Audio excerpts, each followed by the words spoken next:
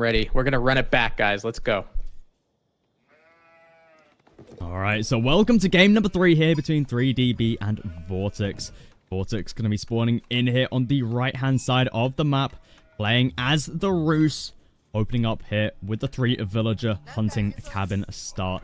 Still training that second scout from the TC here, and B spawning in on the left-hand side, opening up with the second scout into Imperial Official, like we saw him do in the previous game where we had a little bit of a crash. God, it feels like deja vu, doesn't it? Second scout coming out for 3DB. Going to find that deer pack a little bit forward, which might be an unsafe deer pack for him later. Now, he does have one deer spawn over in the north, but look at that, my goodness. Merlin. We have an infestation of venison over here. Yeah, this is a god tier spawn here for VortiX. If I don't see a second TC being dropped on this deer pack, I don't know what I'll be seeing. In VortiX, we see... That's not something that we usually see out of a top 4 player. Look at that. Accidentally rallied his TC out here. Brings the villager over there. Quite a bit of idle time onto one of those villagers. It's not going to be the end of the world, but, you know, every little detail matters when it comes to these top tier games. I can't tell you how many times, and you could probably relate to this too as a Ro6 player, but I can't tell you how many times I've done that.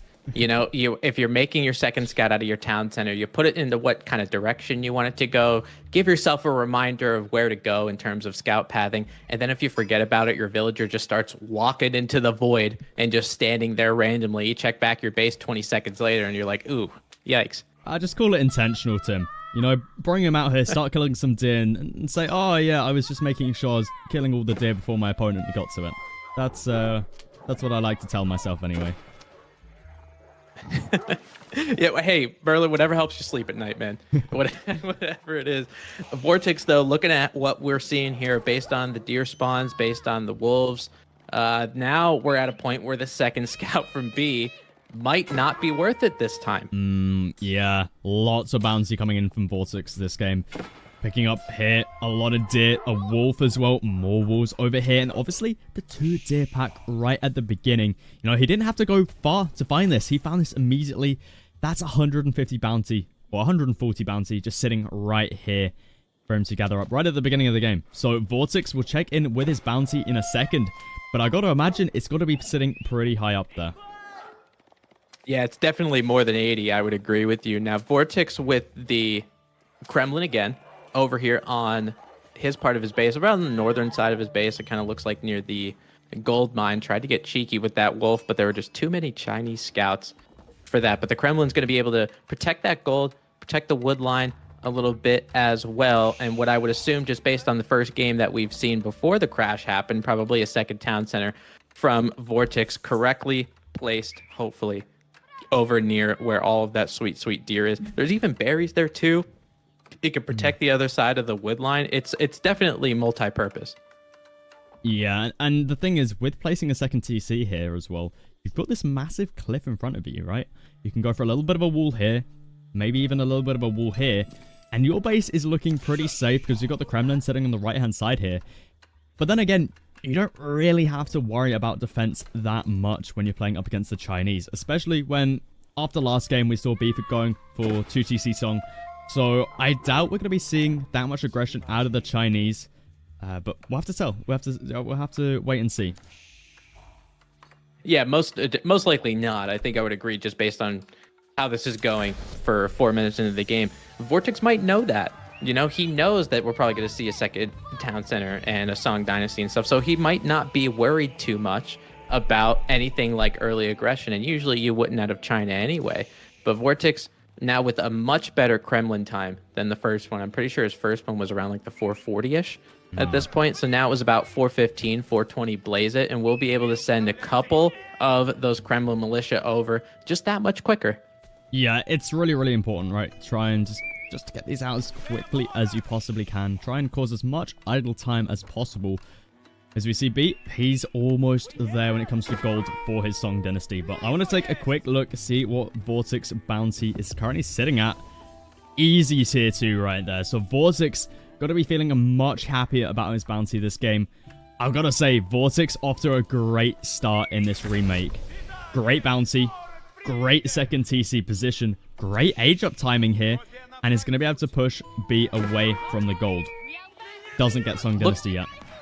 I was just going to point that out, Merlin. Look how important that is. Being at 150 gold, we're 5 minutes into the game. Usually for the Chinese, when they're going to do their Song Dynasty, they try to get both of those landmarks kind of simultaneously. But now the Chinese IO going to have to rely on taxes. And if you're relying on taxes and trying to drop them off as the IO is doing, you're not pulling your magical act and pulling your sleight of hand to get extra resources for your civilization. So now that he used some taxes, the Kremlin militia were creating some more idle time around that gold mine. It's going to wait to end up getting that Barbican. Is VortiX called more militia? Yeah, he's just called more. Going to be rallying them right over towards that gold mine once again. B, he has enough for that Barbican though. Where's he going to be placing it? What is his plan here? He's not dropping down that Barbican.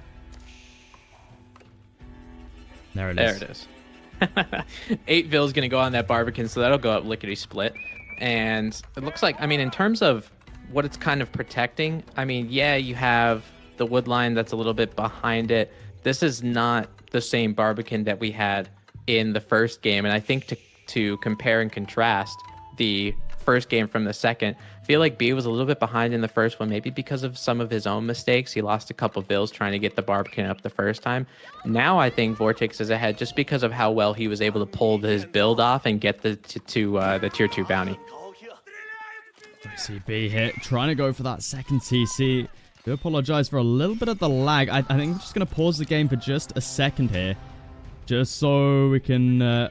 I'm hoping this might fix it. It looks like it's just going to be catching up with itself. Gonna have to see if this looks to fix it. Do apologize for that. It looks like we're alright now. So back to the game here. We see B is going to be going for that boar. Does need to be careful here. We've got a couple low HP villagers. One with 2 HP in here. VortiX, we see he's already got that second TC down on this deer patch. Survival techniques coming through.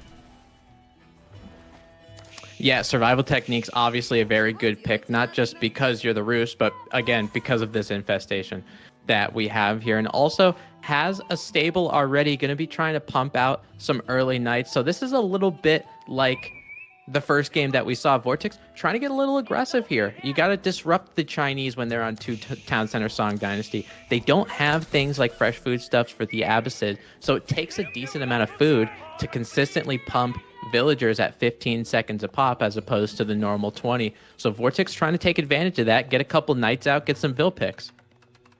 I think this is going to be pretty tricky for him. B's positioning right now really, really strong here. You see food source nice and safe by the TC. Barbican still securing up the stone outcropping here as well as the boar. It doesn't look like he's going to be making use of that for the time being. But then we see in the center, into the core of B's base, he's got the gold, he's got plenty of wood. I think it's going to be pretty tricky for VortiX to find any raids here. And if VortiX can somehow sneak through here, I think B could go up with a little bit of a wall. Yeah, I think a wall would be a super good idea. I agree with you. But the town center has enough arrow fire to kind of prevent that. B doing a good job, much less like the first game, but adding a little bit more spearmen to make sure they're not getting any vill picks, which is a good idea. Now, Ro6 player doing what Ro6 players do best, pulling that pork over to get this hunting cabin down with a little bit of a gold trickle, and he'll get some of that food resource also. If you're a Ro6 player going for boar, you gotta love it. Yeah, boar, it's great in so many ways, right? Not only is it one of the best food sources in the game, you're playing as the Ro6, so you've got the extra food gather rate, and you also get the extra 75 gold from killing it. So, boar, absolutely amazing for the Ro6. So he's got to be feeling pretty happy about that one. VortiX is still out with a few knights. B now dropping down that archery range. Probably looking to get out some Chukanu here. VortiX, uh-oh. That's a dead knight. Oof. 240 resources just turned into a corpse.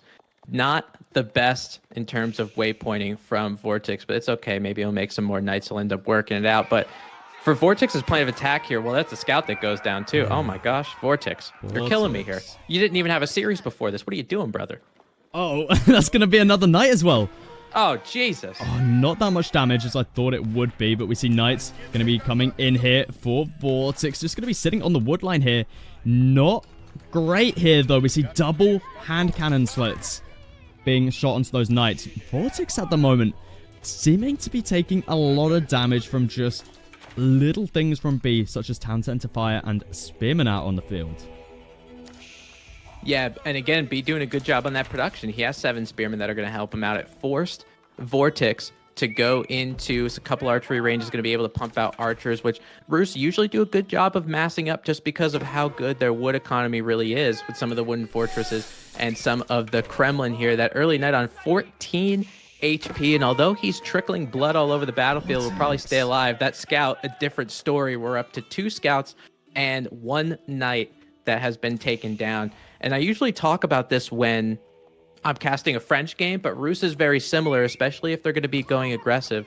There's going to be a time where they're going to butt heads in Feudal Age, and VortiX seems to be trying to prepare for that, although B might be macroing to Castle Age very soon, where when you get into that fight, you're going to want those 1 or 2 more knights that you've frivolously lost, and this is huge for VortiX. This is so unlike him. I've never seen VortiX take so much damage in such a short period of time. 3 scouts he's lost, a knight, huge amount of damage onto these 3 and this one.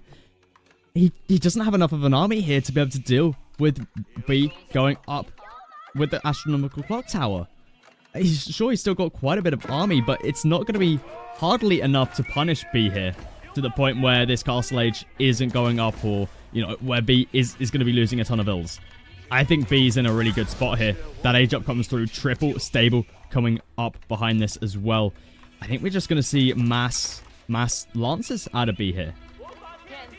Yeah, to be honest, I really wish VortiX didn't push and make so many units like this, because you had knights all the way around. You had scouts all the way around if you're VortiX. So you're able to see the areas, or lack thereof, areas to actually raid. If I was VortiX in that situation, I'd be like, I can't kill villagers here. I don't know what I'm even doing trying to make units. So I would just stop and go up to castle. Maybe you can meet B and Castle Age that way. But on the other side, just because Chinese is 2 TC Song, every minute that you give them is more time that they're able to get a villager lead onto you. It just feels like a lose-lose situation for VortiX in this period of time. But he's trying to flip it around and trying to make it more of a win-win for him, because you saw 14 Kremlin militia there. Merlin, he pulled the boys. He sure did. And this is what the Ro6, they love to do. They do this a lot, right? Where they just, oh, nice shot there from the Nesta B. So this is what we see a lot from the Ro6, where they just look to go all in. They call the militia. They got a nice timing here. But does VortiX have enough? B, he's already starting to get out quite a few lances, has a decent number of spearmen, and has the Nesta B out here. I'm not sure if this is going to be enough here from VortiX. No, but if he's going to make a difference, he's got to make it now, right? I mean, B only has 6 spearmen. The nest of Bs is going to come in for not the Kremlin militia, but more so for the archers. Maybe the knights will try to get a charge on that, but there's enough spearmen around to protect it. And because of Chinese villagers, their ability to repair as much as they can, if he does go into the nest of bees and get a repair off, it might be able to stay up perpetually. We'll see what those villagers end up doing. But now those knights matriculating their way right to the center of town center, and look at this repair. Let's see if he can keep it alive, Merlin. He's going to be able to keep that one alive. Chinese repair speed, the best in the game. And we see, even if it does go down, look at the value he's bought from it. He's taken out so many archers here. We've still got plenty of lancers coming through here from B. Sure, he's losing a few villagers. He's lost 10 this game. But as long as he can hold on, he is looking in a completely fine position, right? He's on Song Dynasty. He's going to be able to recover. He's an age up. And now he's starting to get out some serious numbers of lancers to where he can probably put on the aggression onto VortiX soon. Look at that nest of bees at full health, getting repaired like no problem. You tell me that's balanced. Unbelievable.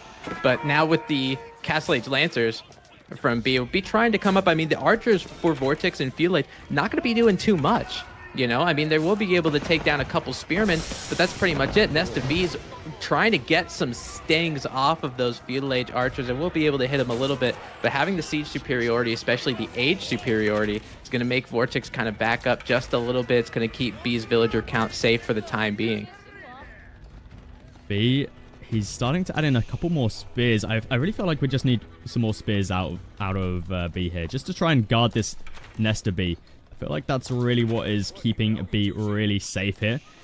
But it looks like VortiX is going to be going in for the dive once again onto that Nesta B. Needs to be careful here. Another huge Nesta B shot. Huge damage onto VortiX's archers. More raids going off of VortiX as well. Is going to be met by the Lancers. And VortiX now looking towards that castle age. We see huge raids coming down. Just the one Lancer out here for B on 35 HP. It's going to be enough to cause some disruption over here. Is going to get taken out, though, by the villagers. Death by 1,000 shivs, pretty much, that Lancer was, but did pick up 3 in the process. Now, villager count 76 to 71 in favor of B.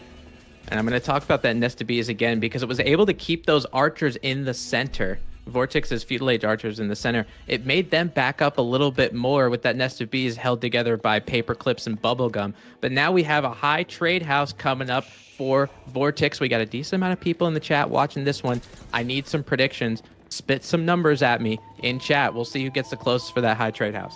VortiX, he realizes he needs to try and get these walls up. It's not going to be going up fast enough, though. We've got so many Lancers out now from B. He's up to 11. This could be catastrophic for VortiX. He's through. B is through. The age up, it's going up, but B, he's rallied towards this berry line. I don't think he's heading towards the back here. But this is so many villagers that could get caught out of position. VortiX, he's going to have the age up coming through. And we got predictions coming in. I don't think this is going to be a big one. I think this is going to be 114. Yeah, I think I'll say 122. I think you're pretty close. Look at this nice little archer raid over here on the northwest side of B's base. That's some Chinese villagers going to go down, help him out. And we'll take a look at that trade house. 94. Yikes. Yeah, that's a pretty low one. I see Kiho Saboteur at 90. I think you won. You don't win anything, but I appreciate you playing. Look at this raid going on with these Chinese Lancers here too, Merlin. Yeah, B starting to find those villagers kills. We see he's up to 12 now. More and more raids. We see caught out even more over here, and he's going to catch out even more. Look at all the villagers going down for VortiX. This is awful for him. We see VortiX is getting a few kills over here of his own. He's finally up to the castle age, but this is still rough for him. We see so many Lancers coming through for B. He's up to 14. 4 more, 5 more in the queue. He still has the Nesta B alive as well. B in such a good position here. I think this is going to be really tough for VortiX to come back into this. We see just losing so many builds. Yeah, and this is the part of having castle age units, right? You could sit under this town center and kill some villagers. VortiX now just going up to castle. He does have those upgrades, so he'll be able to stop those raids, but B is everywhere, all different places at the same time, all at once. So you got to be having your head on a swivel in 4 different areas. And that's because VortiX, I mean, he had that map control in feudal because he was trying to push the battle. Didn't really pay off. So now he's paying for it. And his map control is starting to go down. Yeah, exactly. And B at this point, he's just doubling down with the night production. Still producing out of all 3 there. VortiX trying to hold on. He does have militia to his advantage, but we see here, rage is going on absolutely everywhere right now. VortiX's economy is just in shambles. He's losing villagers. So many are idle as well. We see 10 in the TC there. We got another 8 sitting in this TC. B looking in such good position here. We see, and behind this, he's got Song Dynasty still. Yeah, I mean, VortiX has to stop this bleeding somehow, and to be honest, I'm not really sure how to do it. With B higher in the economic count, there's our first granary, which hopefully will be safe. I mean, it's kind of somewhere around the center, but think about it also, B has that's his 4th relic you see on the western side picking it up. So he even has the passive economy. Some of these Lancers for B are going to end up going down. The military count has been hovering around the same, but the one tail of the tape that I want you guys to look at watching is the resources per minute on both sides of the screen. B has pretty much doubled on VortiX's side. Yeah, look at this. So many resources saved in the bank for B. It looks like he's just going to be going into even more stables. He's just doubling down when it comes to knights here. Both players just going pure knight. No one looking to add in any sort of spearman here, which is a little bit crazy. I would have thought we would have been seeing a couple of spearmen here or there, or maybe even crossbows out of players. It doesn't seem like it. B Uh-oh, that's going to be a dead Nesta B if he's not careful. How many lives does this Nesta B have? We saw that repaired, probably 500 HP worth. Now it dodges some Lancer or some Roost Knight charges. This Nesta B is quite insane and insatiable. It's still looking for some stings. For Knights, might be a little bit difficult for them to do. I want to check though really quickly, as Fugue says in chat. Take a look at the Roost Knights. Is Boyar's Fortitude actually researched for him yet? No, it's not. Oof. Yeah, that's rough. That's really rough. And B at the moment, he's now going to be adding in those crossbows like we just talked about, right? Crossbows, great counter up against Knights. So B, he's looking in such a strong position, almost double the Knight count as well. So he's happy to take these fights. Militia are coming in, but Militia, they don't have their brace ability, so they're not going to be able to get any sort of stun ability in on any of these Knights here. And we see the Nesta B going to be helping out here. Nesta B's do a surprisingly large amount of damage onto Knight still, because Nesta B's for some reason do a huge amount of damage onto melee units still. Yeah, surprisingly, I mean, just because of how much health cavalry units have, right? You don't necessarily want to make Nesta Bs or any kind of those AoE units against them, but just, I mean, it's still a good enough unit, right? Having that little bit of siege superiority means no matter what battle you're going up to, you feel a little bit confident. I mean, the one thing that's got to make B feel real confident, even though he doesn't necessarily know the number specifically, but 9 counts 28 to 12. Yeah, that is huge. 28 Knights on the field. And the thing is, he's got units behind this. He's now adding in spears. He's adding in crossbow. VortiX at the moment is just making Knights. And he's used all of his militia. We see he's only got the one ticket in the bank. He really doesn't have a lot going for him at the minute, because B, he's up in Eco. He's up in Relics. He's up in Sacred Sites. And B, he's up in Blacksmith upgrades as well. So B is more than happy to take this fight here. He's got the numbers advantage, which he's got plenty of reinforcements. Look at the reinforcements coming through. And as a result of that, he is going to be taking game number 3 here. VortiX going to be tapping out. That was the dagger. Having all of those Knights, because what B did, as you saw in the probably anywhere from like 16 to 20 minute when we were panning the camera around in so many different areas, he was raiding so many different areas. You could see that in the villager count for VortiX. It was pretty equal up until about 17 minutes. Raids paid off, dipped a little bit in the villager count, had some idle time too. And then just because his eco was untouched, as you saw how he structured his base, it was a rather unraidable area for him. So he was able to go super heavy on the military production because his eco was finally paying off. And then all of those Knights ended up, instead of doing those raids around, conglomerating and just really gave the hammer to give him a 2-1 lead. But guys, it is not a best of 3. It's a best of 5. So game 4 is going to be coming up, potentially a game 5. We'll see if VortiX can claw his way back in here.